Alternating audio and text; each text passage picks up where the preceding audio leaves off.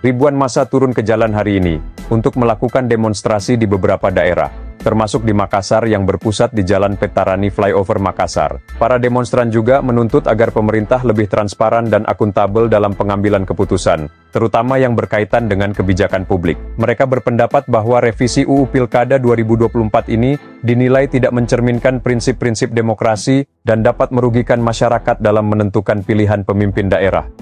Dalam aksi demonstran ini, Istana merespons aksi demo menolak revisi UU Pilkada di DPR RI. Melalui Kepala Presidential Communication Office, PCO, Hasan Nasbi merespons riuh demo darurat penolakan revisi UU Pilkada di Gedung Dewan Perwakilan Rakyat DPR dan Mahkamah Konstitusi MK.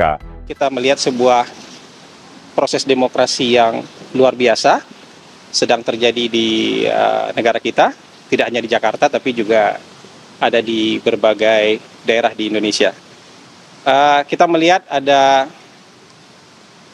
mungkin hampir semua stakeholder terlibat sekarang ya dalam memainkan peran mereka sebagai memainkan peran mereka dalam demokrasi gitu. Jadi kita melihat bahwa MA dan MK sudah menjalankan peran mereka dalam sisi yudikatif ya. Kita juga melihat DPR sudah menjalankan peran mereka di bidang pembentukan undang-undang. Dan kita juga melihat peran teman-teman media, peran civil society, masyarakat, ya, mahasiswa yang memainkan peran mereka dalam demokrasi sebagai aktor demokrasi. Ya, jadi kita melihat ini sebagai sesuatu yang luar biasa.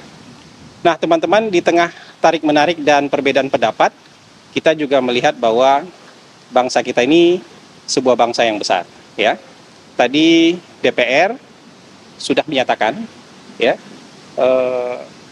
Pernyataan DPR bahwa mereka tidak ada pengesahan RUU Pilkada, ya, tidak ada pengesahan rancangan undang-undang Pilkada. Jika sampai tanggal 27 Agustus ini tidak ada pengesahan undang-undang Pilkada, artinya DPR akan mengikuti aturan yang terakhir. Begitu pernyataan dari DPR tadi. Wakil Ketua DPR tadi menyatakan itu akan mengikuti aturan terakhir, yaitu putusan MK. Nah, pemerintah juga berada pada posisi yang sama seperti sebelumnya, yaitu mengikuti aturan yang berlaku. Jadi selama tidak ada aturan yang baru, maka pemerintah akan ikut menjalankan aturan-aturan yang saat ini masih berlaku. Jadi begitu posisi pemerintah. Nah, pesan yang mungkin harus kita sampaikan adalah bahwa kita menjamin kebebasan berpendapat, ya. Demokrasi di negara kita ini sangat terbuka, tapi kita berharap semua peran kita dalam demokrasi bisa dijalankan dengan cara-cara yang baik, dengan memikirkan kepentingan umum.